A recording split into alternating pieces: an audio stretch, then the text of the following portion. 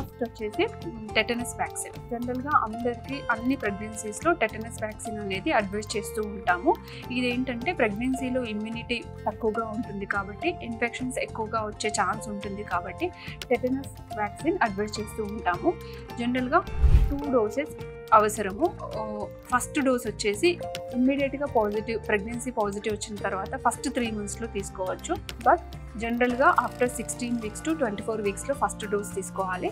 Second dose వచ్చేసి 1 month, first dose తీసుకున్న 1 month తర్వాత సెకండ్ డోస్ తీసుకోవాలి. ముందు టీటీ మాత్రమే ఇచ్చేవాళ్ళము. ఇప్పుడు వచ్చిన న్యూ గైడ్లైన్స్ ప్రకారము టీడీ ఇస్తున్నాము. టెటనస్తో పాటు డిఫ్తీరియా కూడా ఇంక్లూడ్ అయ్యే టీడీ ఇస్తున్నాము. టీడీ వ్యాక్సిన్ కూడా 2 doses. దీంతో పాటు ఆఫ్టర్ 28 weeks అంటే 7th month కంప్లీట్ అయిన తర్వాత టీడాప్ అని ఇస్తున్నాము. ఇదేంటంటే టెటనస్, డిఫ్తీరియాతో పాటు పర్టూసిస్ అనే వ్యాక్సినేషన్ కూడా ఇంక్లూడ్ అవుతుంది.